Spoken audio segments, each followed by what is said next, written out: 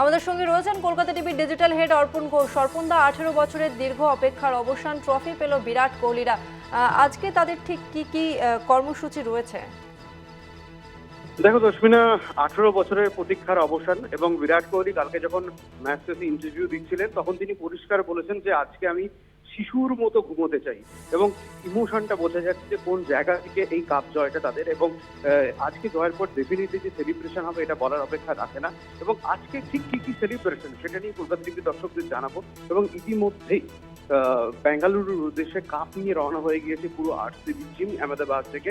এবং আজকের যে পরিকল্পনা রয়েছে সেটা 3:30 থেকে শুরু হওয়ার পরিকল্পনা রয়েছে। এবং কি কি আছে এক্স্যাক্টলি তোমায় কিছু বলে দিই।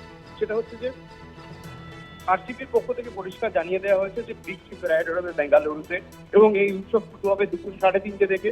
বেঙ্গালুরুর বিধানসৌধ থেকে চিন্নাস্বামী স্টেডিয়াম পর্যন্ত ভিক্টরি প্যারেড চলবে এবং প্রচুর সমর্থক আশা করবে বলা হচ্ছে। এবং যে টুইট আরসিবির মাধ্যমে করা হয়েছে, পরিষ্কার বলে দেওয়া হয়েছে যে বেঙ্গালুরু যে আরসিবি ভিক্টরি প্যারেড হবে এটা তোমাদের জন্য, আমাদের দ্বাদশ ব্যক্তি অর্থাৎ ফ্যানেদের কথা বলা হয়েছে। প্রতি বছর চিৎকারে কান্নায় তোমাদের পাশে থেকেছো, তোমাদের পাশে থাকাটা রাজকীয়, এই জয়ের মুকুট তোমাদের প্রাপ্য। শুধুমাত্র তাই নয়, পুরো শহর জুড়ে ভিক্টরি ল্যাব হবে, বর্ণাঢ্য অনুষ্ঠানের আয়োজন করা হয়েছে এবং ওপেন চিন্নাস্বামী স্টেডিয়ামে কিন্তু ওপেন করে দেওয়া হয়েছে, কোনো রকম কোনো টিকিট লাগছে না।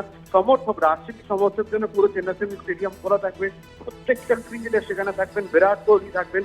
বিরাট কোহলি এবং রজত পাতিদার দুজনে মিলে আইপিএল শপিং এ মাঠে প্রবেশ করবেন। তারপর সেলিব্রেশন শুরু হবে, পুরোপুরি ভিক্টরি প্যারেড মাঠ জুড়ে হবে এবং পুরো পুরো বেঙ্গালুরুতে হুড খোলা বাসে কিন্তু এই সেলিব্রেশন চলবে। কাশ্মীরা, ধন্যবাদ তোমাকে অর্পণদা। আমরা কথা বললাম ডিজিটাল হেড অর্পণ ঘোষের সঙ্গে।